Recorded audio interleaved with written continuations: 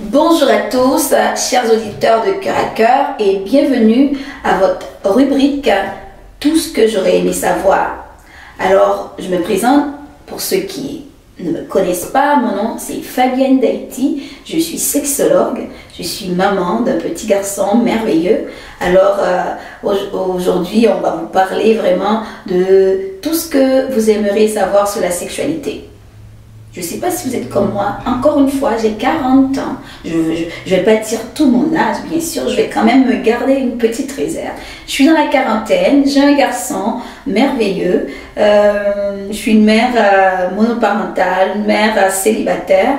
Et j'ai beaucoup de choses que j'aurais aimé savoir quand j'étais jeune.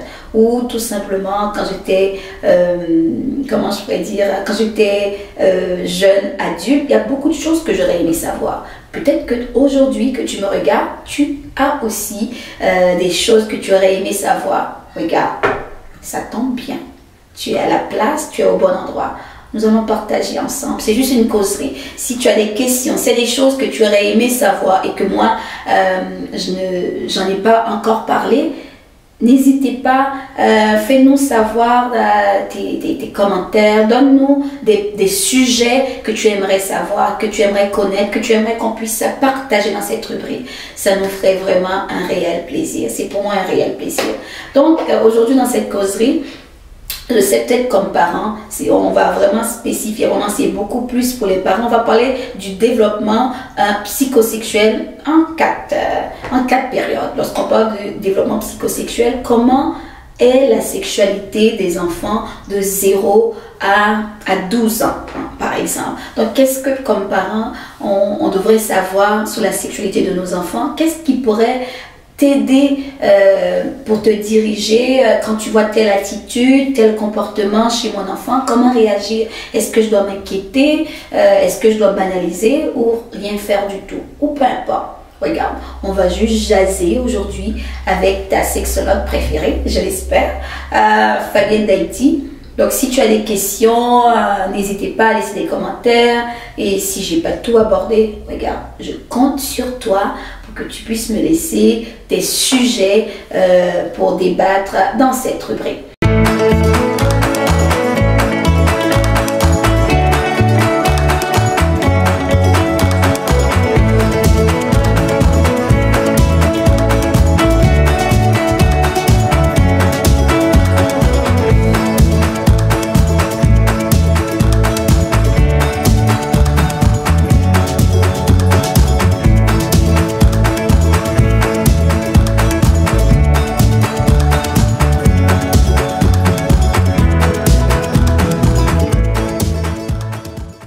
Aujourd'hui, on va vraiment parler du développement psychosexuel chez les enfants en 4 périodes. Puis comme ça va vous, si vous avez des enfants en bas âge ou des adolescents, ça va quand même peut-être vous situer où est-ce qu'ils sont situés dans le développement psychosexuel et comment, comme parent, tu peux les aider.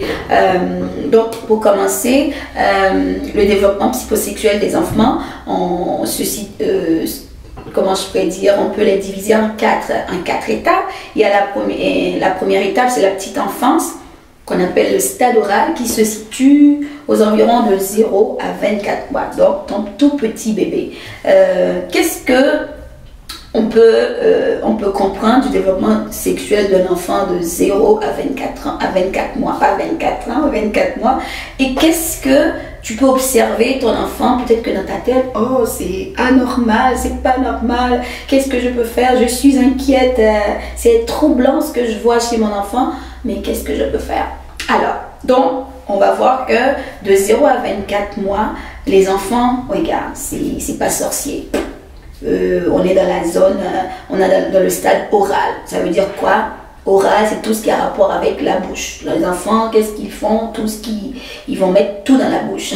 Je ne sais pas, tu as déjà vu un enfant, il est couché sur le dos, il commence à un petit peu ramper, il a un petit peu de force au niveau de sa musculation, il met son pied, il est capable, il est très élastique. il est capable de prendre son orteil et de le mettre dans sa bouche. Il va prendre son doigt, il va le mettre dans sa bouche. Il va, regarde, si tu mets à terre, il trouve la terre, il va en mettre dans sa bouche. Tu dis, mais là, il va être malade. Mais regarde, t'en fais pas.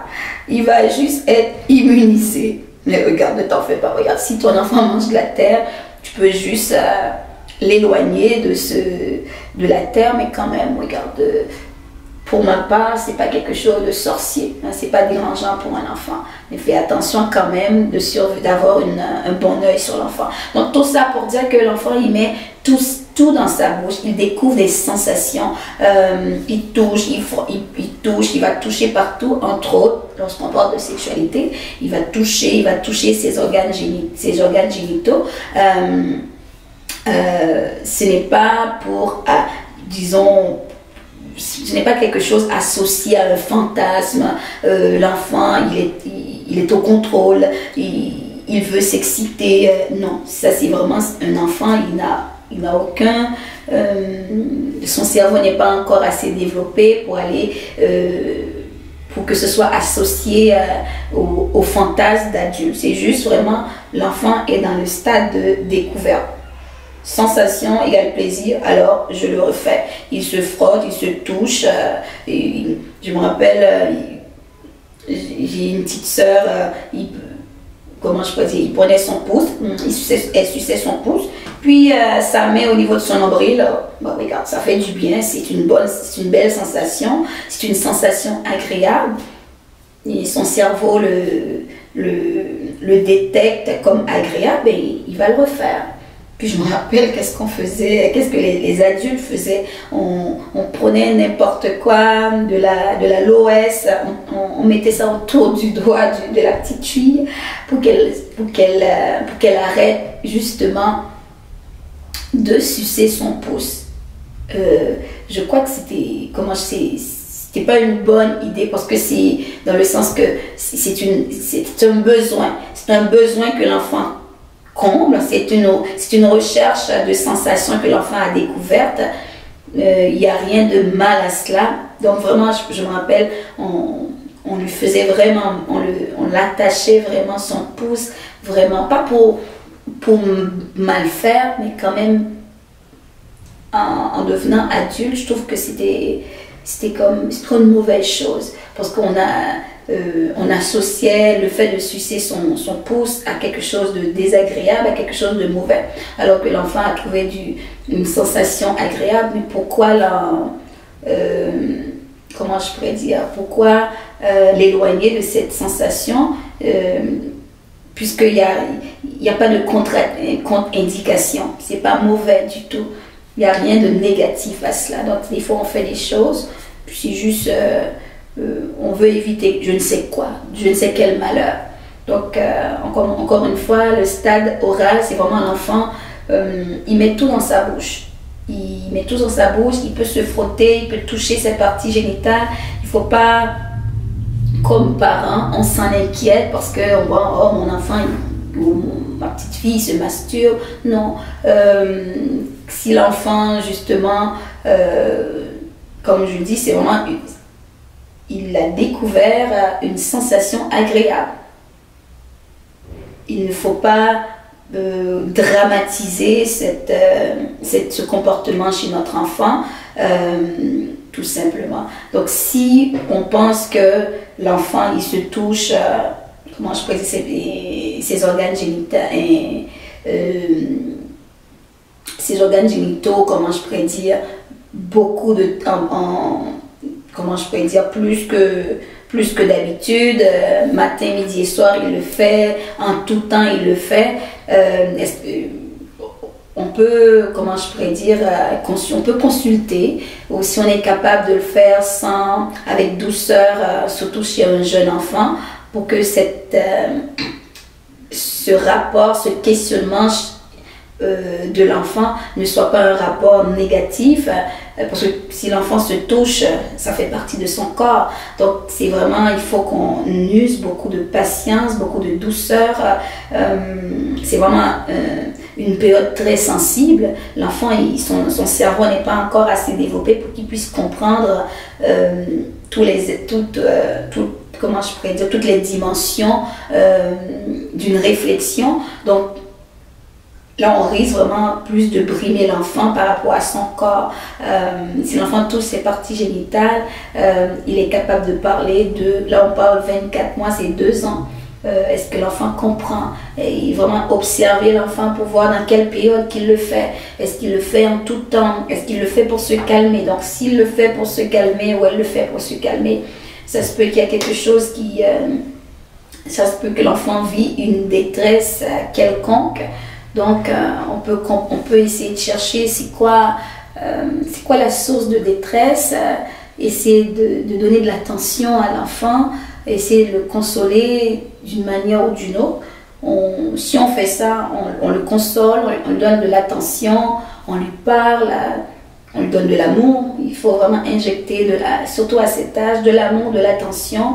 On répond à ses besoins, on a un bon lien d'attachement.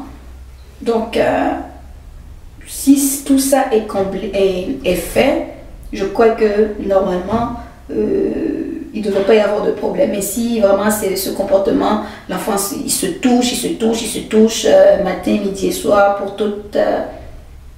dans différents moments de la journée. Il y a des fois comme à la garderie, l'enfant commence à la garderie, même pendant la période de dodo, il continue à le faire. Donc c'est vraiment de ne pas paniquer, s'il le faut, de consulter un sexologue qui peut-être va t'aider avec l'enfant, quelle attitude, quel comportement à avoir. Parce qu'on sait que c'est une période très fragile, c'est une période très sensible, parce que l'enfant, tout ce qu'on lui dit, si on lui parle des organes génitaux, c'est vraiment c'est son corps en général. Si on parle à l'enfant de ne pas toucher à telle partie parce que c'est pas bien, puis surtout on va commencer par dire parce que Dieu ne veut pas, parce que c'est sale, c'est mauvais. On vient de créer un problème qui ne devait même pas exister. Alors ça devient plus mauvais. C'est comme si l'enfant va finir par développer une image négative de lui-même. Pourtant, ça concernait seulement son organe génital. Donc, c'est important. Lorsqu'on parle d'organe génital, on veut savoir qu'est-ce qui est normal ou qu'est-ce qui n'est pas normal. Comment on parle de l'organe génital à nos enfants, on doit penser que c'est le corps en général qu'on vient de blâmer.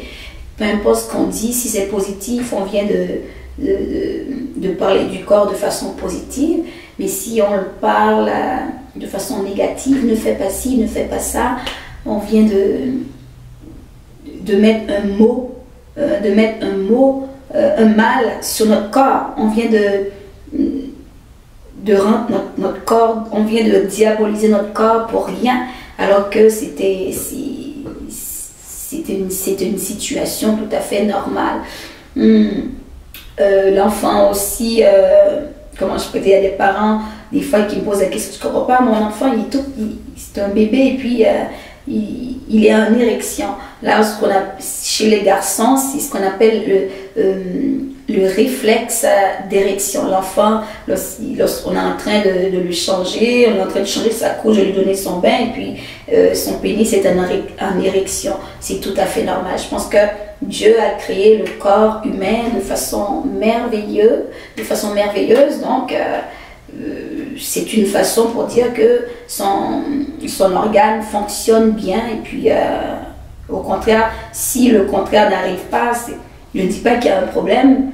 Si le contraire n'arrive pas, je pense que même si on ne le voit pas arriver, mais ça arrive peut-être le soir, ça arrive peut-être quand l'enfant a sa couche, mais quand même ça arrive. C'est l'organisme qui est bien fait. Et pour la jeune fille, il y a le réflexe du clitoris et de lubrification vaginale chez la petite fille. Ce sont des choses qui sont tout à fait normales, qui arrivent chez les petits enfants. Donc, si tu vois ça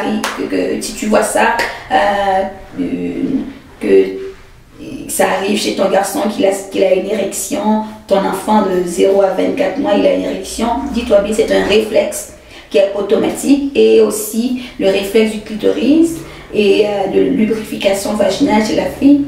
Ce sont des choses tout à fait normales. Comme parent, tu n'as pas à t'alarmer. Et ce qu'il faut aussi comprendre quand on parlait vraiment que l'enfant, il peut se toucher les organes génitaux. Donc, oui, c'est plaisant, c'est agréable, mais l'enfant, ce qu'il faut comprendre, ce n'est pas associé, il ne faut pas mettre des pensées d'adulte dans le cerveau d'un enfant qui n'est pas encore développé comme un adulte. Donc ça, c'est vraiment pour la petite enfance de 0 à 24 mois. Donc, au niveau de l'âge préscolaire, on va parler plutôt du stade anal de 3 à 5 ans. Donc, qu'est-ce qu'il y a, qu'est-ce qu'on peut observer chez notre enfant? Pour notre enfant de 3 à 5 ans, il y a une curiosité pour la différence anatomique entre garçons et filles. Donc, c'est pas surprenant, tu vois, le garçon, la petite fille, même à la garderie, ils vont essayer de se regarder, de se comparer. Le pénis, il va voir le vagin de l'autre, c'est pas pour aller faire du mal ou pour aller commettre une action en tant que telle, mais c'est juste par curiosité. Donc, en tant que parent, qu'est-ce qu'on peut faire? Qu'est-ce que tu peux faire? C'est vraiment d'utiliser cette période-là pour parler de, comment je pourrais dire, de parler du corps à l'enfant, de parler de l'importance que le corps est personnel. Donc, on n'a pas nécessairement de grandes ambitions que l'enfant va comprendre, mais au moins comme on peut l'éveiller à cela, à comprendre l'intimité du corps, à comprendre l'importance que c'est personnel. Je crois que même à la garderie, pour avoir travaillé, pour être éducatrice, moi aussi, je travaille à l'école, mais je travaille aussi dans les garderies, que l'enfant comprend le concept de personnel. Donc personnel, ça veut dire intime, propre à moi-même. Donc on peut utiliser cette période pour parler que le corps est personnel, juste à toi. Ton corps t'appartient.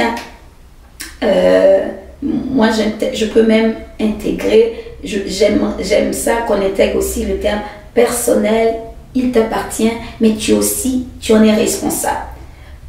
Parce que tu es un enfant, maman est responsable de toi, je prends soin de toi, je peux te donner ton bain, ou peut-être le papa aussi donne le bain, peu importe. Mais c'est ton corps. On peut le dire à l'enfant, que l'enfant puisse comprendre. Parce que si on a cette petite conversation avec notre enfant, même de 3 à 5 ans, ils sont capables de comprendre que le corps est personnel seulement à toi. Maman peut te donner ton bain. Maman peut t'habiller. Tu peux aller chez le médecin parce que le médecin, oui, il prend soin de toi, il va t'ausculter, il va faire ça, mais maman sera toujours avec toi. Mais c'est juste là, c'est seulement cela qui peut se faire. L'enfant va comprendre ça. Vous ne pouvez pas savoir le cadeau que tu fais à ton enfant en lui disant que son corps est personnel à lui. Donc il va apprendre à se respecter, oui, c'est sûr. Il va apprendre aussi à respecter l'autre. C'est sûr on n'est pas tout le temps derrière nos enfants dans les garderies pour savoir qu'est-ce qu'ils font, mais déjà en venant, comment je pourrais dire, leur donner la bonne information pour que la mauvaise curiosité parte, c'est une bonne chose. Parce qu'on va les protéger d'eux-mêmes, on va aussi les apprendre à protéger les autres. Par exemple, l'enfant qui s'en va aux toilettes, ils le font tous. Ils vont aller aux toilettes et les toilettes sont juste, chaque toilette est séparée par comment je peux dire, un morceau de planche et tout. Ils peuvent passer en dessous, regarder. Puis il y a une autre qui va se plaindre. Ah, mais il y a un tel qui est venu me regarder par en dessous. Il n'a pas le droit, c'est personnel. Mais l'enfant, peut-être des fois, si ça se répète, la gardienne et l'éducatrice va te le dire comme parent. Peut-être que tu ne vas pas aimer ça, mais c'est vraiment le temps que tu peux prendre ce temps de trouver un livre sur l'anatomie, sur le corps humain. Il y a plein de... Tu t'en vas dans une librairie ou même dans une bibliothèque de ta ville, là où est-ce que tu es. tu demandes un livre sur l'anatomie, tu vas voir, il y a plein de livres. Tu n'as pas besoin d'avoir un livre spécifique nécessairement sur la sexualité, surtout spécifiquement qui parle de sexualité. Mais tous les livres qui peuvent te parler du corps humain, des fois c'est bien fait. Il y en a qui c'est avec des petites fenêtres, et il y a des petites questions. Tu vas voir le corps humain, ils vont te montrer le corps d'un petit garçon, le corps d'une petite fille, les différences anatomiques. Déjà l'enfant, connaître les différences anatomiques, c'est une bonne chose de savoir que le garçon a un pénis, que la fille a un vagin, une vulve, tout et tout. C'est déjà une bonne chose. Ils vont pouvoir faire la différence et déjà donner vraiment un point, comment je pourrais dire, des éléments de base importants à la compréhension de soi, au respect de soi, à l'affirmation de soi. Donc c'est vraiment important d'utiliser cette période de curiosité pour éduquer notre enfant, pour l'instruire vraiment sur l'intimité qui est soi-même, pour l'instruire, pour l'éduquer sur ce qui lui appartient et ce qui appartient aux autres. Si on lui donne l'information sur son anatomie, c'est pas le temps lorsqu'ils vont arriver ailleurs, ils vont parler de zizi, de ci, de ça. Non, l'enfant va comprendre qu'il a un pénis, que les autres garçons ont aussi un pénis et les filles ont un vagin. Donc c'est important, comme quand tu fournis l'information, la bonne information, les bons mots, de ne pas avoir peur. J'essaie de donner les bons mots aux enfants. Ils vont le comprendre, ils vont le nommer, ça va être plus clair. Quand quelque chose est nommé, c'est plus clair. Donc, il y a beaucoup la période, tout ce qui est tabou vient de, comment je pourrais dire, le mur qui est tabou vient de briser. Donc, il n'y a plus de brèche. Pour ma part, c'est clair. Quand on est capable de nommer quelque chose, il n'y a plus d'hésitation, il n'y a plus de crainte, il n'y a plus de peur. C'est tout à fait normal. Je peux nommer ma tête comme une tête. Il n'y a pas de téton, je ne sais pas quoi. On nomme, il n'y a même pas de petit nom par rapport à la tête. Mais pourquoi au niveau du pénis, du vagin, il y a plein de petits noms. On infantilise nos parties génitales, on les zizi. Donc tout ce qui n'est pas nommé pour moi devient flou. Tout ce qui n'est pas flou, je peux te garantir que les ténèbres facilement va rentrer parce que c'est pas clair. Et on sait, il y a quelqu'un qui aime ça quand c'est pas clair. C'est l'ennemi, c'est Satan. Satan aime ça, rentrer quelque part où il y a les ténèbres. Alors tout ce qu'on n'arrive pas à nommer, tout ce qu'on n'arrive pas à citer, on ouvre une porte tout simplement à la noirceur. Donc c'est pas ça qu'on veut. On veut briser le cycle de tabou, on veut briser tout ce qui est stéréotype, mais pour moi ça commence, au moins le minimum, on commence par nommer les choses, un chat par un chat. On ne dit pas un animal à 4 pattes.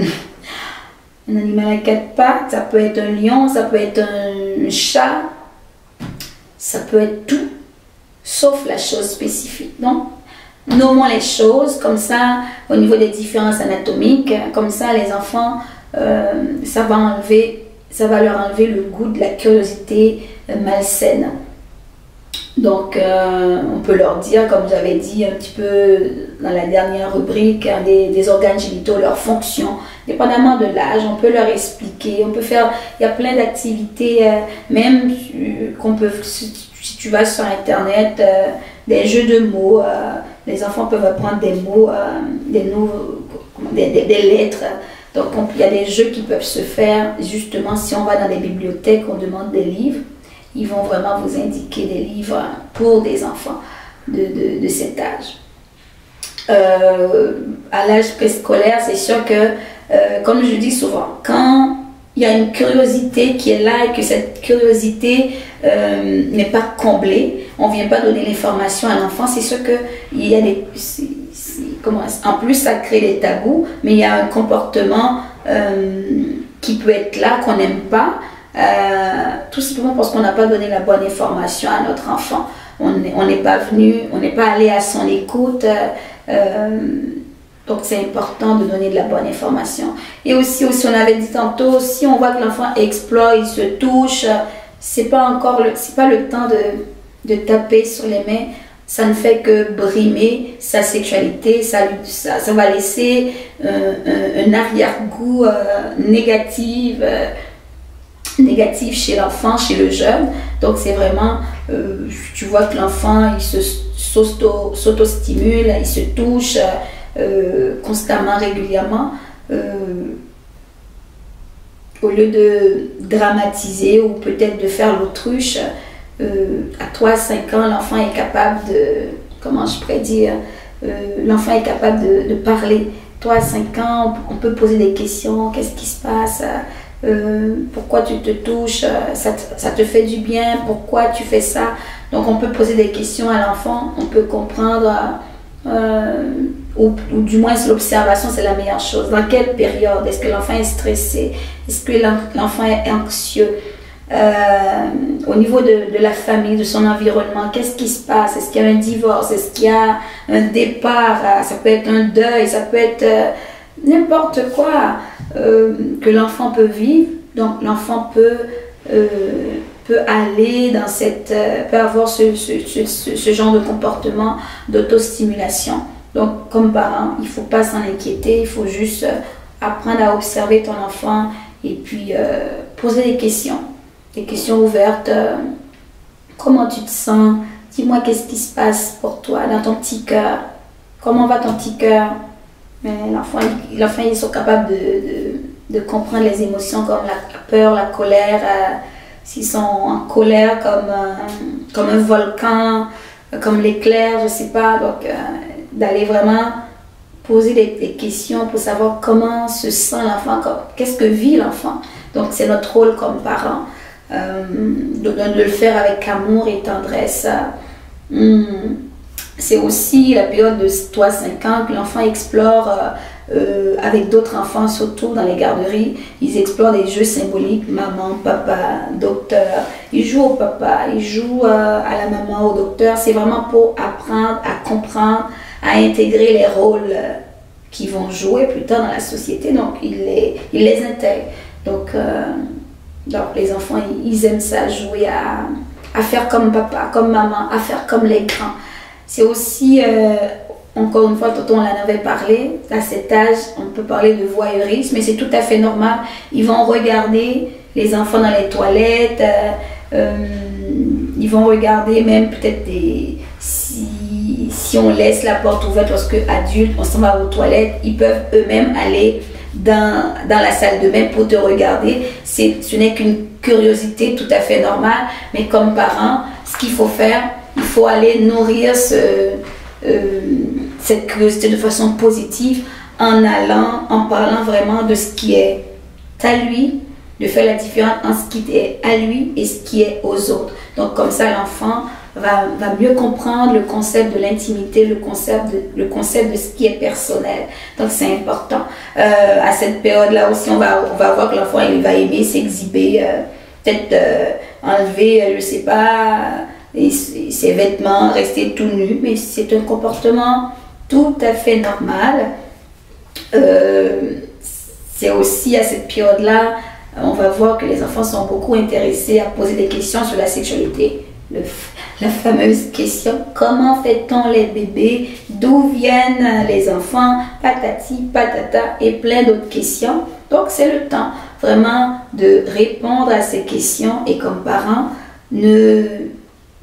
n'ayez pas l'air d'être choqués. Ce sont des questions tout à fait normales parce que les enfants à cet âge, ils explorent le monde. Ils veulent comprendre qu'est-ce qui se passe dans le monde. Ils veulent aussi comprendre qu'est-ce qui se passe dans leur corps. Ils veulent aussi comprendre qu'est-ce qui se passe entre garçons et filles. Ils veulent aussi comprendre qu'est-ce qui se passe entre maman et papa. Donc c'est vraiment le moment idéal pour leur parler de sexualité, pour leur parler pour leur donner des réponses à leurs questions spécifiques. Des fois, on en donne beaucoup. Tu vas voir, moi je ne sais pas si tu es comme moi, comme parent. Mon fils me pose une question, puis là, je commence à répondre à une longue littérature, une longue histoire. Et là, il est déjà parti. Donc, ça veut dire que j'en ai trop donné. J'ai dépassé la limite. Alors, il n'est plus intéressé. Ou peut-être que j'ai même pas répondu. Mais regarde, ça peut arriver. Ça m'est déjà arrivé que j'ai trop donné. C'est pas que c'était grossier, non, pas du tout. Sauf que petite réponse, petite question, petite réponse. Grosse question, ben, un petit peu plus de développement. Donc, vous allez voir comme à chaque stade, à chaque période de développement de l'enfant, il a des questions. Les questions à 2 ans ne sont pas nécessairement les questions à 5 ans. Les questions à 5 ans ne seront pas nécessairement les questions à 9 ans. Alors, c'était tout pour notre rubrique aujourd'hui sur le développement psychosexuel des enfants. Donc, on va reprendre les prochaines stades, les prochaines périodes dans une autre rubrique. Alors, j'espère que cette rubrique vous a plu. Si vous avez des questions, n'hésitez pas à nous les poser à l'adresse qui apparaît sur l'écran. Si vous avez des questions, des commentaires, ils sont tout simplement les bienvenus. Alors, ça nous ferait plaisir de répondre à vos questions. Si vous avez des sujets encore pour des prochaines rubriques, n'hésitez pas à nous en faire part. Alors, sur ce, je vous souhaite une bonne rubrique et à la prochaine.